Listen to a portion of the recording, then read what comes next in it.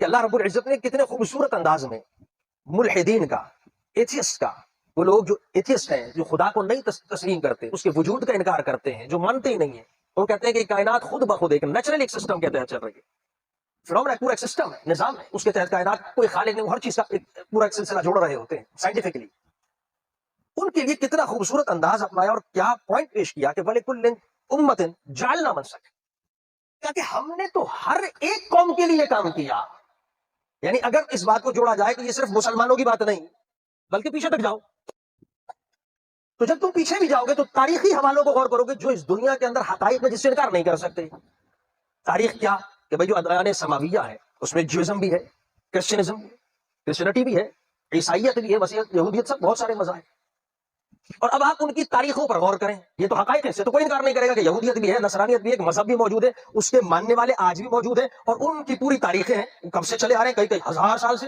حضرت موسیٰ کو مان رہے ہیں، عیسیٰ کو مان رہے ہیں، داؤد کو، حضرت سلیمان کو، تمام انبیاء کو، جیوشن کو دیکھیں تو سارے سلسلے. تو جو یہودی ہے کہ ان کیا ایک قربانی کا دن منایا جاتا ہے جس کو وہ کباروت کہتے ہیں، ان کی اصطلاح میں کباروت، ان کی ٹرم ہے جوش.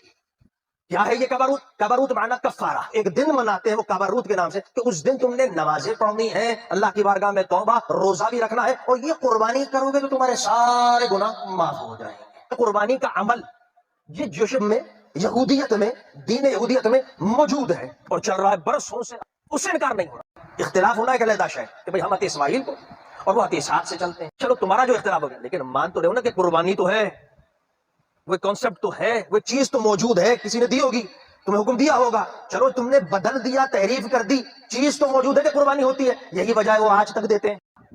اسی طرح آپ مسیحیت کے اندر دیکھیں گے، ان کا بھی یہی صورتحال ہے. انہوں نے اپنے مقدسات کے اندر، انہوں نے اپنی بائبلز، انہوں نے اپنی گاسپل کے اندر باقاعدہ لکھا کہ یوسف اور مریم ان دونوں نے قدما حمامتین عند ولادت عیسیٰ ابن مریم. حضرت عیسیٰ علیہ السلام کی ولادت کے موقع پہ یوسف اور مریم ان دونوں نے حضرت عیسیٰ کی ولادت کی خوشی میں ایک قربانی پیش کی. کس کی؟ 2 کبوتروں. کیوں؟ تقرب اللہ، اللہ کی بارگاہ میں خوشی کے لیے. خالق کائنات نے کس خوبصورت انداز میں اس آیت پہ غور کرنے کا وَلِكُلِّ أُمَّةٍ جَعَلْنَا مَنْ، ہر امت کی تاریخ دیکھو گے تو قربانی نظر آئے گی کہ واقعی ایسا ہو رہا ہے، ہر امت میں کسی نے کیا. اب وہ جو بھی ایتھیسٹ ہے، غیر موحد نہیں مانتا، تاریخ کا تو نہیں جھوٹ لا سکتا. کہے کہ میں مانتا ہی نہیں جیوزم ہے، تو وہ تو بے وقوف ہے کہ سامنے دیکھ رہا ہے کہ یہود ہے، حاج بھی منا رہے ہیں، کعبہ روت میں نے بتایا، عیسائی ہے وہ بھی کر رہے ہیں. غیر موحد جو اللہ کو نہیں مان رہا، جو ایتھیسٹ ہے، لیکن وہ یہ تو دیکھ رہا ہے کہ یہ یہودی تو آج بھی موجود ہے، عیسائی، اور یہ برس ہا برس سے، اور وہ اس تاریخ کو مان رہے، عمل بھی کر رہے. تو وہ کون تھا؟ وہ کون تھا؟